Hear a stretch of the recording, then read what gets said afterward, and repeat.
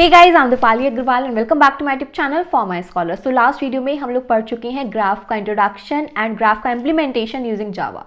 आज हम लोग देखेंगे ग्राफ ट्रैवर्सल एल्गोरिथम्स। तो बेसिकली हमारे पास दो ग्राफ ट्रैवर्सल एल्गोरिथम्स हैं, बीएफएस एंड डीएफएस। बीएफएस बोले तो breadth first search and DFS is depth first search. तो इस वीडियो में आज हम लोग देखेंगे कि कैसे ब्रेथ फर्स्ट सर्च एल्गोरिथम को आप किसी ग्राफ पर अप्लाई कर सकते हैं एंड देन उसका हम लोग देखेंगे इम्प्लीमेंटेशन यूजिंग जावा।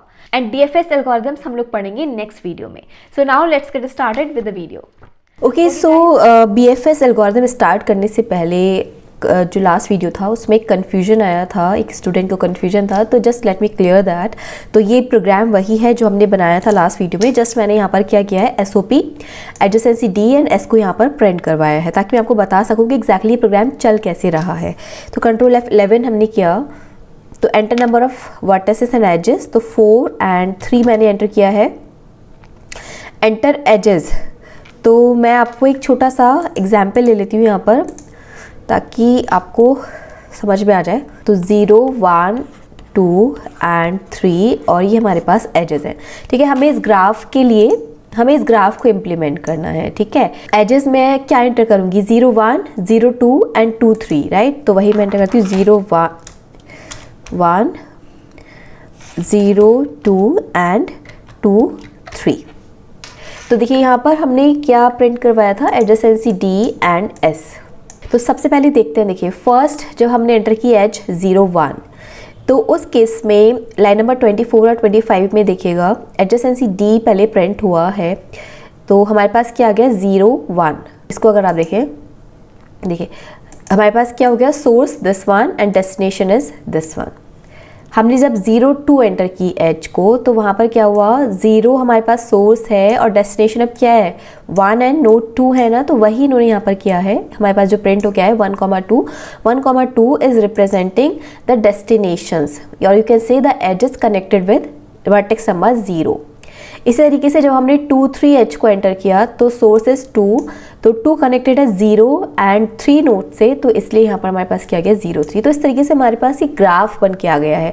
अगर आप ये वाली वैल्यूज़ भी देखते हैं तो उसकी थ्रू भी ग्राफ को ड्रॉ किया जा सकता है अगर आप करना चाहते हैं, विजुअलाइजेशन चाहते हैं तो, ठीक है। इस प्रोग्राम में हमने जस्ट इतना ही किया था। तो अभी हम आगे पढ़ने वाले हैं ट्रैवर्सल्स, ग्राफ ट्रैवर्सल एल्गोरिथम्स। तो जब हम उसको इम्प्लीमेंट करेंगे तो आपको ये चीज़ें और क्लियर हो जाएंगी, ठीक है।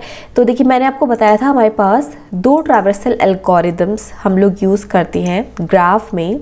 हम लोग यूज़ करते हैं ग्राफ ट्रैवर्सल। सबसे पहले तो ट्रैवर्सल क्या है, ट्रैवर्सल बोले तो आपके पास ये एक ग्राफ है and you have to visit all the nodes one by one, that is traversal. Okay, तो हमारे पास दो एल्गोरिथम्स हैं यहाँ पर, बीएफएस एंड डीएफएस। बीएफएस बोले तो breadth first search and DFS बोले तो डेप्थ फर्स्ट सर्च। ये दोनों ही बहुत इंपॉर्टेंट है आपके इंटरव्यू पर्पस से एंड आपके गेट के पर्सपेक्टिव से एंड जो भी प्रोग्राम आप लिख रहे हैं, मतलब जो भी एग्ज़ाम आप दे रहे हैं अपना कोर्स करिकुलम का, उसके पर्सपेक्टिव से बहुत इंपॉर्टेंट टॉपिक है ये।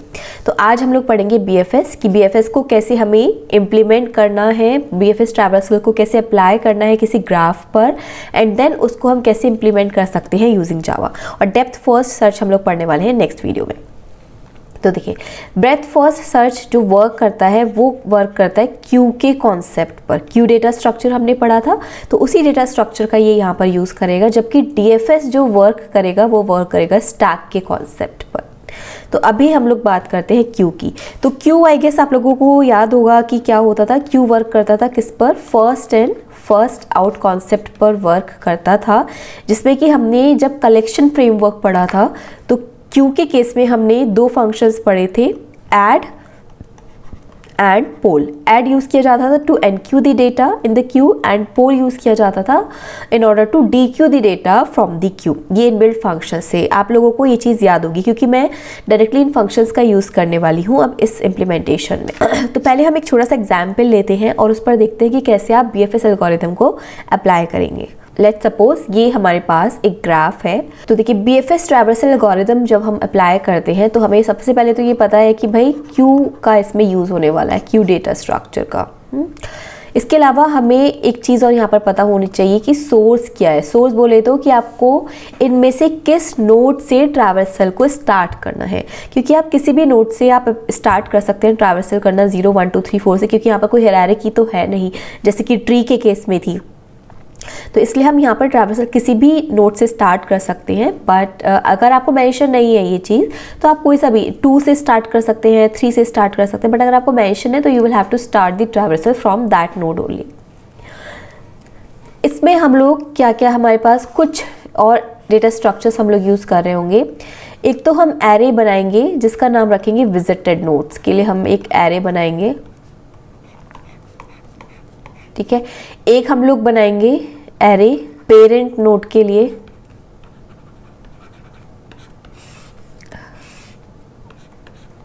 ये सब हम लोग जब इम्प्लीमेंट करेंगे तो ये सब चीज़ें होंगी, ठीक है, पेरेंट नोड के लिए। और एक हमारे पास रहने वाली है क्या, क्यू तो रहने ही वाली है। अब बात आती है जो विजिटेड नोड के लिए जो हमने एरे बनाया, ये दोनों एरे हैं, ठीक है। और ये क्यू का हम लोग यूज़ कर रहे हैं, जिसको हम लोग जब इम्प्लीमेंटेशन देखेंगे तो यूजिंग लिंक लिस्ट हम लोग इसको इम्प्लीमेंट करेंगे। तो विजिटेड नोड का जो साइज रहेगा वो साइज रहेगा नंबर ऑफ नोड्स जितने भी हैं ग्राफ में, उतना इस एरे का साइज रहेगा। तो कितने नंबर ऑफ नोड्स हैं यहाँ पर, 1 2 3 4 5 नोड्स हैं। तो इस एरे का साइज जो होगा विजिटेड नोड्स, इसको हम अगर V कंसिडर करते हैं तो इसका जो साइज रहेगा वो V5 रहेगा। पेरेंट नोड्स का जो एरे बनाया है उसका भी साइज कितना रहेगा, जितने नंबर ऑफ नोड्स इस ग्राफ में अवेलेबल हैं। अगर यहाँ पर 10 नोड्स होते हैं इस ग्राफ में तो विजिटेड नोड्स वाला जो एरे है उसका साइज होता है 10, एंड जो पेरेंट नोड वाला जो एरे है उसका साइज भी कितना रहता है 10। इसके अलावा जो विजिटेड नोड्स वाला जो एरे है ये आपका बुलियन टाइप का रहेगा, इसका जो टाइप है वो है बुलियन। और जो पेरेंट नोड वाला जो है एरे उसका टाइप रहेगा इंटीजर, और जो क्यू हमने यहाँ पर ली है उसका भी टाइप रहेगा इंटीजर। तो देखिए क्या करना है, हमें लेट्स सपोज सोर्स दिया है नोड नंबर 2। तो जो भी सोर्स आपको दिया है उसको हम सबसे पहले ऐड कर देंगे क्यू में। तो हमने इसको क्यू में ऐड कर दिया है 2 को। इसके साथ ही क्या होगा, इन जो एरे V है हमारे पास उसमें नोड 2 के लिए वैल्यू कितनी हो जाएगी, ट्रू हो जाएगी, क्योंकि बुलियन टाइप का हमने लिया है। एंड जो पेरेंट नोड वाला जो एरे है उसमें इस पर्टिकुलर नोड 2 के लिए जो वैल्यू है वो हो जाएगी -1, ये सेट हो जाएगी इनिशियली, ठीक है। बेसिकली देखो विजिटेड नोड्स वाला जो एरे है उसमें हम लोग वाले जितने भी यहाँ पर नोड्स हैं वो अगर एक बार भी विजिट हो जाते हैं तो उनकी वैल्यू को हम ट्रू करते जाएंगे, ताकि वाले नोड्स को हम रिपीट ना करें, ठीक है, ट्रैवर्सल में। ऐसे ही पेरेंट नोड में क्या होगा, हमें पता होना चाहिए कि हमें किस नोड से स्टार्ट करनी है ट्रैवर्सल हर स्टेप में। तो इसलिए हम लोग पेरेंट नोड को भी यहाँ पर मेंटेन कर चलेंगे, पेरेंट नोड वाले एरे को। तो देखो अब नेक्स्ट स्टेप क्या होगा, सबसे पहले हमने क्या किया, जो भी सोर्स नोड गिवन था उसको क्यू में ऐड कर दिया है। उस पर्टिकुलर जो नोड के रेस्पेक्ट में वैल्यू है पेरेंट नोड एरे की वो -1 कर दी है, और जो विजिटेड नोड वाला एरे है उसमें उसके रेस्पेक्ट में वैल्यू को ट्रू कर दिया है। सो नेक्स्ट देखिए अब हमें क्या करना है, ये जो नोड एग्जिस्ट करता है क्यू में, या फिर आप कह सकते हैं कि क्यू से अब हमें डेटा को पोल करना है। तो कौन सा डेटा पोल होगा, obviously first in first out पे ये वर्क करता है, तो 2 यहाँ से पोल हो जाएगा। तो और 2 हमारा किस में आ जाएगा, एक जो ट्रैवर्सल जो हमारा फाइनल बनेगा उस वाली लिस्ट में ये ऐड होता चला जाएगा, ठीक है। अब नेक्स्ट क्या करना है, 2 के जो एडजेसेंट है उनको हमें ऐड करना है क्यू में। 2 के एडजेसेंट कौन है, 0 है, 4 है एंड 3 है। तो 0 4 3 इन तीनों को मैंने यहाँ पर ऐड कर दिया है। अब आपको ये क्वेश्चन दिमाग में आ सकता है कि हमें 0 4 3 लिखना है या 3 4 0 लिखना है या 0 4 0 3 लिखना है, क्या हम लिखना है। तो आप कुछ भी यहाँ पर लिख सकते हैं, कोई भी सीक्वेंस आप यूज़ कर सकते हैं। तो इसीलिए अगर मान लीजिए कि मैंने 403 लिखा है और मैं नेक्स्ट टाइम अब जब पोल करूँगी तो 4 पहले पोल होगा, अगर किसी ने 043 लिखा है तो 0 पोल होगा।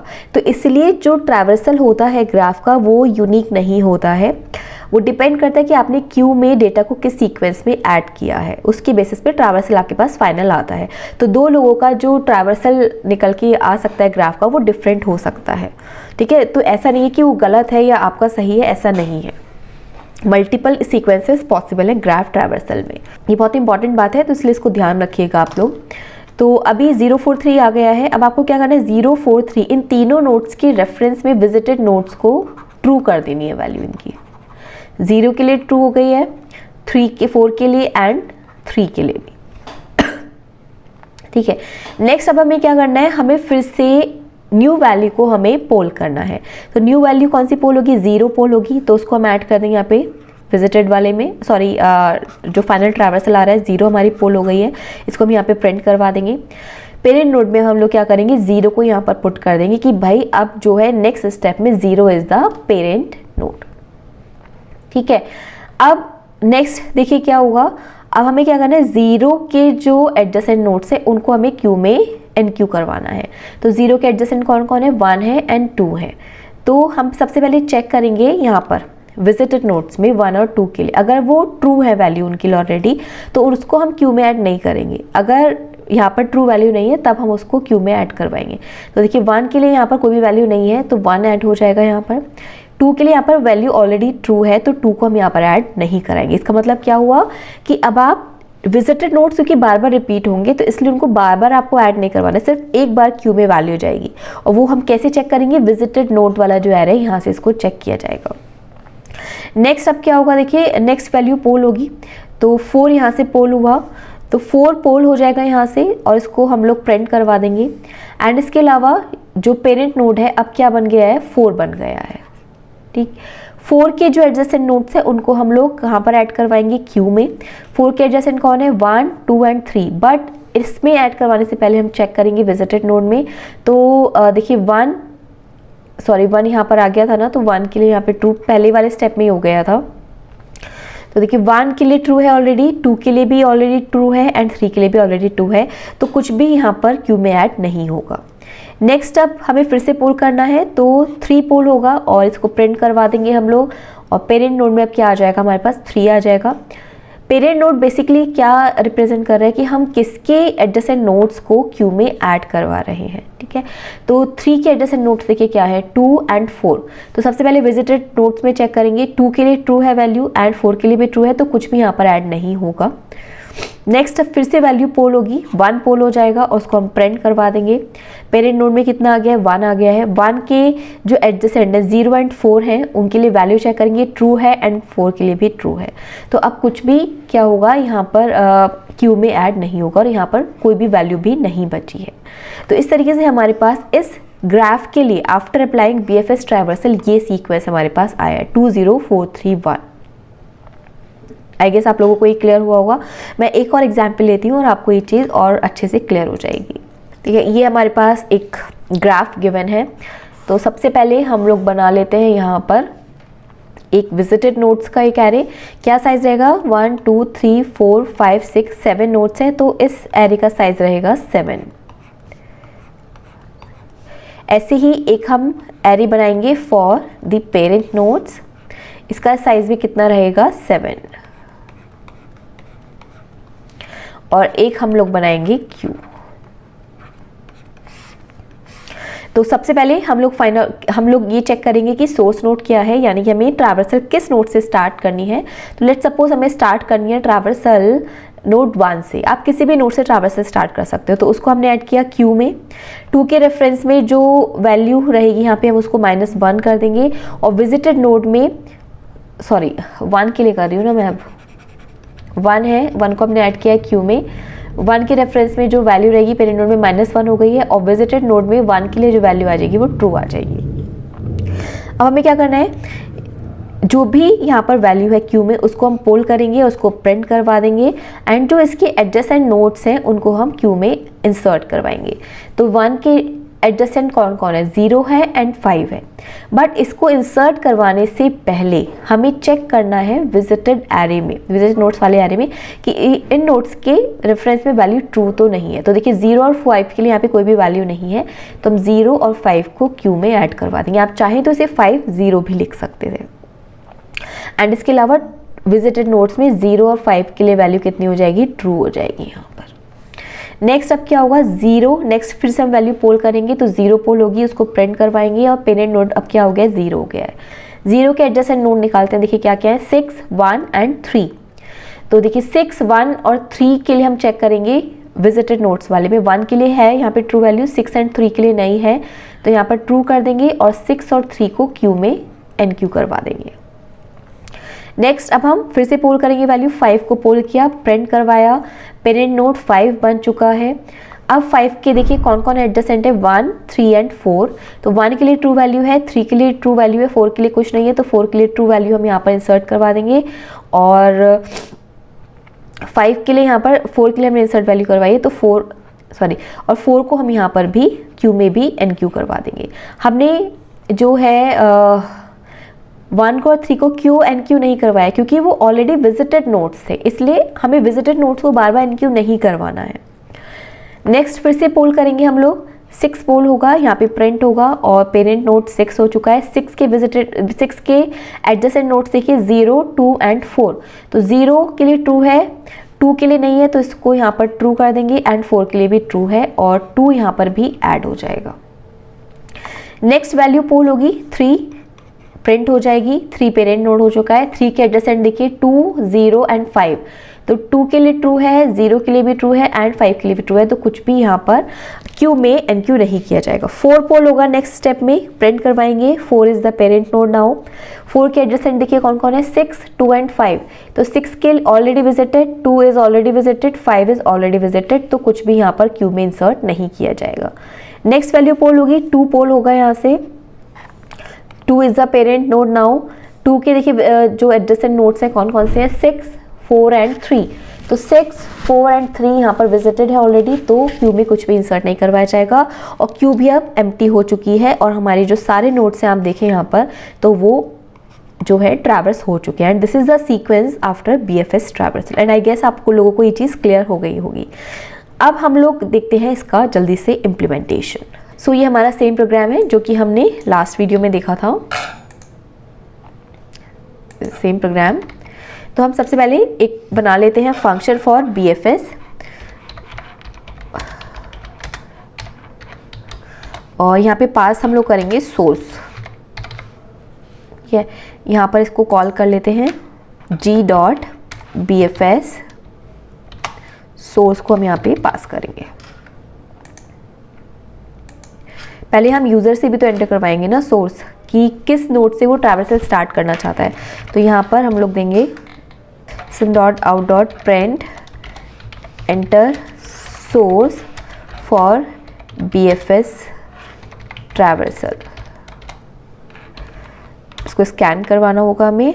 Source is equals to sc.nextEnd। तो यहाँ पर जब BFS कॉल होगा तो ये इस फंक्शन पर जाएगा। ये इसका हमें फंक्शन लिखना है, क्या लिखेंगे हम। तो देखिए सबसे पहले हमने तो देखिए क्या किया, एक तो विजिटेड नोट्स के लिए एक एरे बनेगा और एक पेरेंट नोट के लिए एक एरे बनेगा। तो सबसे पहले हम लोग वही बनाते हैं, इंट विजिटेड नोड्स, ठीक है, इज इक्वल्स टू, सॉरी इसका जो टाइप होगा वो होगा boolean, is equals to new nodes. उसका साइज़ क्या होगा, साइज़ होगा आपका जो ये एडजेसेंसी, यहाँ पर जो एक एरे आपने क्रिएट किया होगा, क्योंकि यहाँ पर जो हमने ये एरे बनाया था उसका साइज़ क्या रहता था, टोटल नंबर ऑफ जो वर्टेक्स हैं ग्राफ में उसके बराबर होता था। तो इसलिए हम लोग यहाँ पर लिखेंगे एडजेसेंसी डॉट लेंथ फंक्शन का हम यहाँ पर यूज़ करेंगे। मैंने ये गलत लिखा है, यहाँ पर आएगा टाइप। ऐसे ही अब हम लोग बनाएंगे फॉर द पेरेंट नोड जिसका टाइप होगा इंट। अब यहाँ पर हम लोग बनाते हैं एक क्यू भी चाहिए थी, देखो 3 चीज़ें चाहिए थी ना, visited node, parent node and Q. तो क्यू बनाते हैं। अब क्यू इंटीजर टाइप के हम लोग बना रहे हैं। यहाँ पर हम लोग यूज़ कर रहे हैं कलेक्शन फ्रेमवर्क का न्यू लिंक लिस्ट के थ्रू हम लोग बनाएंगे इसको, लिंक लिस्ट। ओके, सो हमने ये तीनों की तीनों जो डेटा स्ट्रक्चर्स हैं इनको इम्प्लीमेंट कर लिया है। अब हमें इन्हें इनिशलाइज करना है। तो देखो सबसे पहले तो क्यू में हमें किसको ऐड करवाना है, सोर्स को ऐड करवाना है। तो यहाँ पर आप लिखेंगे क्यू डॉट ऐड फंक्शन का हम डायरेक्टली यूज़ करेंगे क्योंकि ये एक इनबिल्ट फंक्शन है, क्योंकि हम लोग यहाँ पर यूज़ कर रहे हैं किसका, कलेक्शन फ्रेमवर्क का। इसके बाद हमने क्या किया था, विजिटेड नोड में सोर्स नोड के लिए वैल्यू हमने कितनी इनिशलाइज की थी, ट्रू। वही हम लोग करेंगे विजिटेड नोड्स के लिए, विजिटेड नोड्स फॉर सोर्स। सबसे पहले हम लोग सोर्स की बात कर रहे हैं ना, इज इक्वल्स टू हमने इसको पुट किया ट्रू। ऐसे ही पेरेंट नोड के लिए हमने क्या किया था, -1 पुट किया था, तो इसको पुट करेंगे यहाँ पर -1। ठीक है, तो देखिए हमने सारी की सारी वैल्यूज़ को इनिशियलाइज कर दिया है। अब हमें यहाँ पर लगाना है, देखो ये जो हमने सारे स्टेप्स किए थे, ये जो सारे स्टेप्स किए थे हमने कब तक किए थे, जब तक कि क्यू एम्प्टी नहीं हो गई थी। तो वही चीज़ हम लिखेंगे while Q dot is empty, तब तक हमें ये सारे स्टेप्स करने हैं। तो सबसे पहले देखो यहाँ पर एक चीज़ और हमने की थी, हम जो भी वैल्यू पोल कर रहे थे उसको हम लोग प्रिंट करवाएंगे बार बार, राइट। तो वही चीज़ हम लोग यहाँ पर करते हैं। तो एक हम वेरिएबल ले लेते हैं, इंटीजर टाइप का, इंटीजर p ले लेते हैं, is equals to q dot pole, यानी कि जो भी वैल्यू पोल होगी उसको हमने p में डाल दिया है और इसके बाद हम इसको जस्ट प्रिंट करवा देंगे। System dot out dot print p। इसके बाद जो भी हमने वैल्यू पोल की थी उसके जो एडजेसेंट नोड्स हैं उनके ऊपर हमने काम किया था। तो इसके जो एडजेसेंट नोड्स हैं वो कहाँ से आएंगे, इस वाली लिस्ट से, क्योंकि हमने यहाँ पर ये वाली लिस्ट क्या बताती है, एडजेसेंट नोड्स ही बता रही थी ना। तो यहाँ से हम निकालेंगे एक फॉर लूप, हम यहाँ पर लगा सकते हैं, for and i colon adjacency of p। हमने क्या किया है, यहाँ पे एक फॉर लूप लगाया है जो स्टार्ट होगा कहाँ से, मतलब किन चीज़ों के लिए चलेगा, ये एडजेसेंसी ऑफ p, यानी कि p के जो भी एडजेसेंट नोड्स रहेंगे उनके लिए चलेगा। ठीक है, अगर 2 नोड्स हैं तो 2 टाइम्स चलेगा ये वाला लूप, अगर 3 नोड्स हैं तो 3 टाइम ये चलेगा लूप। तो हमारे पास करंट नोड्स, हमारे पास ये वाले नोड्स आ गए हैं। तो उसके बाद हम लोग ने क्या किया था, देखो अगर विजिटेड नोड्स वाले एरे में ये एग्जिस्ट नहीं करती है वैल्यू तो उसको हमने विजिटेड नोड्स वाले में रखा था एंड पेरेंट नोड वाले में भी इसको इंसर्ट करवाया था। तो वही चीज़ हम यहाँ पर लिखेंगे। अब हम लोग क्या करेंगे, visited nodes of this i, इसको हम लोग क्या कर देंगे, ट्रू कर देंगे एक तो सबसे पहले। ठीक है, ट्रू लेकिन किस केस में होगा, अगर वो ऑलरेडी ट्रू नहीं है तो इसको भी हमें यहाँ पर लगाना पड़ेगा, एक कंडीशन लगानी होगी हमें, इफ़ नॉट, इफ या फिर आप कह सकते हैं visited nodes of i is not equals to true, i is not equals to true, in that case हम इसको ट्रू कर देंगे। इसके अलावा जो भी उसके एडजेसेंट नोड्स हैं उनको क्यू में ऐड करवाना है, तो q dot add i, and इसके अलावा पेरेंट नोड भी उसको बनाना है, तो पेरेंट नोड ऑफ i में हम लोग क्या रख देंगे, p को पुट कर देंगे, parent, this is parent nodes. I guess आप लोगों को ये क्लियर होगा, मैं आपको फिर भी एक बार रिपीट कर देती हूँ। सबसे पहले तो हमने ये तीनों की तीनों जो डेटा स्ट्रक्चर्स लिए थे उनको यहाँ पर हमने डिक्लेयर किया है और इनकी वैल्यू को यहाँ पर इनिशियलाइज किया है। उसके बाद जब तक क्यू एम्प्टी नहीं होती है तब तक हम एक एक वैल्यू को पोल करते जा रहे हैं, प्रिंट करवाते जा रहे हैं। उसके बाद हमने उनके जो भी वैल्यू पोल हुई है उसके एडजेसेंट नोड्स को चेक किया है, अगर वो विजिटेड नहीं है तो उनको विजिटेड नोड्स में ट्रू कर दिया है एंड उसको पेरेंट नोड वाली जो एरे है उसमें ऐड कर दिया है। एंड इसके अलावा जो उसके एडजेसेंट नोड्स हैं, यानी कि जो भी इसके एडजेसेंसी नोड निकल के आ रहे हैं उसको हमने क्यू में भी ऐड करवा दिया है। ठीक है, इसको हम जल्दी से अब एग्जीक्यूट करते हैं और देखते हैं कि ये प्रोग्राम सही चल रहा है या फिर नहीं। Control F11। यस, इसमें एक चीज़ और होगी, ये जो तीनों स्टेटमेंट्स हैं ये किस केस में होंगे, अगर ये वाली कंडीशन ट्रू है तब, तो ये सब ब्रेसेस में जाएंगे लाइक दिस। ठीक है, अब करते हैं control F11, enter number of edges, vertex 5 edges, 1 2 3 4 5 6, enter edges 0 1 0 2 2 3 3 4 2 4 and 1 4 4, enter source is 2। तो हमारे पास आउटपुट आया 20341 और हमने यहाँ पर जो निकाला था वो था 20431। तो मैंने आपको बताया था कि थोड़ा सीक्वेंस डिफरेंट हो सकता है। यहाँ पर ऐसा क्यों हुआ है, इसीलिए हुआ है हमने जब 2 के एडजेसेंट निकाले थे 0 4 और 3 थे तो हमने 043 लिखा है, बट इसने कंसीडर किया होगा मे बी कि 034, तो इसलिए ये वाला सीक्वेंस आया है। तो इससे कोई फ़र्क नहीं पड़ता है। ठीक है, मैंने आपको बता चुकी हूँ ये चीज़ कि जो आप ग्राफ पे ट्रैवर्सल लगाएंगे जो सीक्वेंस आएगा वो यूनिक नहीं होगा। ठीक है। तो इस तरीके से आप BFS ट्रैवर्सल लगा सकते हैं, उसको इम्प्लीमेंट कर सकते हैं किसी भी ग्राफ पर। आपके पास जो जनरली क्वेश्चंस आते हैं गेट में या एग्जाम में, उसमें आपको एक ग्राफ दे दिया जाता है और आपको बोला जाता है you have to find out the BFS traversal और DFS ट्रैवर्सल।